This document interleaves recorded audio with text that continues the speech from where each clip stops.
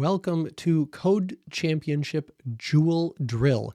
Now, if this is the first experience you're having with Code Championship, I strongly recommend starting with Rabbit Race because Jewel Drill and Rabbit Race have a lot in common, but Jewel Drill is a slightly more complicated game because it randomly starts your targets in different places. So in Rabbit Race, they all start in the same spot every single time, but in Jewel Drill, things are going to look a little bit different every single time because the rocks, your target, start in a different location every time. What in the world does all of that mean? Well, like every game in Code Championship, let's go ahead and get started by clicking the green flag to see what happens. So here we've got a player 1 and player 2 as always. And what are they doing? So player 2 right now is trying to find this one rock, and it's already gotten it twice, but here it moved after it was captured, and it'll move again over to here. So this player 2 is constantly searching and tracking for this rock. And we'll talk about that a little bit.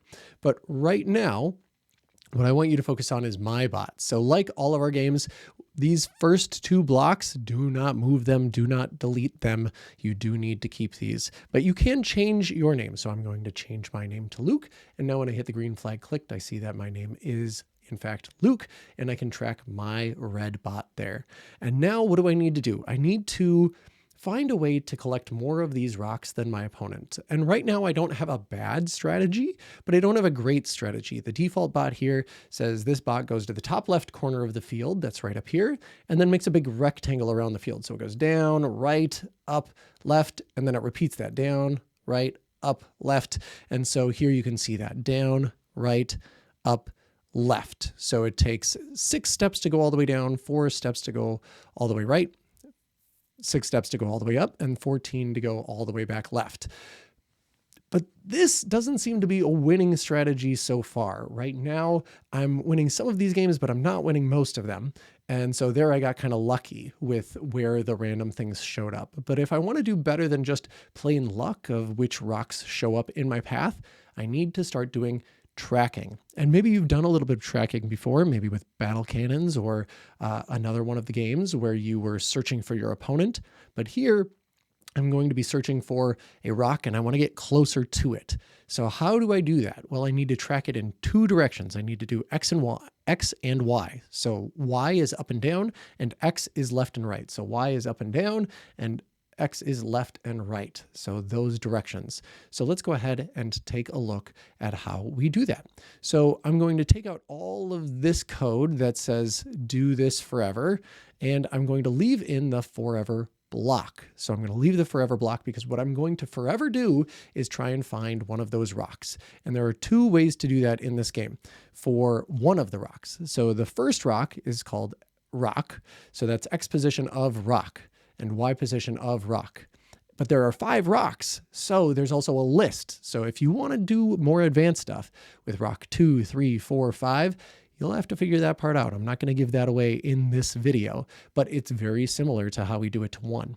But the most advanced bot would be, hey, how do I find the closest rock to me? Instead, we're just going to focus on this one rock 1. So what do we need to do? Well, if the rock is above me, I want to go up. If the rock is below me, I want to go down. If it's to the left of me, I want to go left. And if it's to the right of me, I want to go right. So how do I do that? Here in Control, I'm going to use if blocks. So I'm going to say if, I'm going to grab an operator, and I'm going to say less than, sure.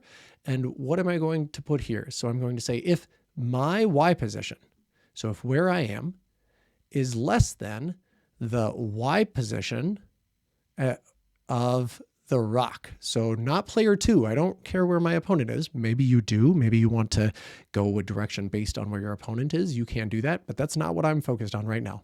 So here I'm going to say if Y position is less than Y position of rock, what am I going to do? If my Y position is less than the Y position of rock, that means I am, what do you think, above or below? It means I am below. I am below the rock. So if I'm below it, I want to move up. I want to move up. So now I'm going to copy this. I'm going to right click and then duplicate, copy it.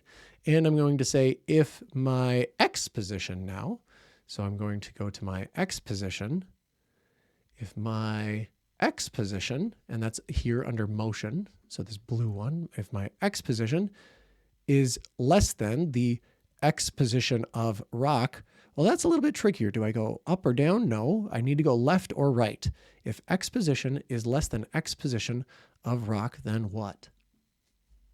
Not move up. I need to move right. So these are Cartesian coordinates. 0, 0 is right in the middle. 0, 0 is right in the middle. So if it's over here, that's going to be like 150, and it's over here, it might be negative 150. But either way, if my X position is less than the X position of the rock, what I want to do is move right. So I'm going to drag that on over, move right, and let's see what happens here. So if it's above me, I should move up. If it's below me, I should move right. And right now I'm not moving at all. And that's because it's to the left of me. It's to the left of me. But now, finally, it's above me and to the right. And I am the first one to get it, so I get a point there. Now, I'm not going to give you all of the answers here. You'll need to figure out what to do to make it go down and to make it go left. And then there are ways to use custom operators or more advanced operators like absolute value and subtraction in order to figure out, you know what, I think I'm close enough to the rock. I don't need to go down anymore to improve your bot.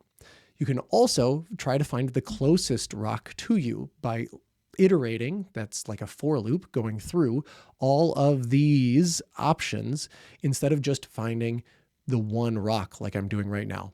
But I'm not going to give any of that away. That's a part of the game, and I want you to figure that out. So enjoy, have fun playing Code Championship Joule Drill.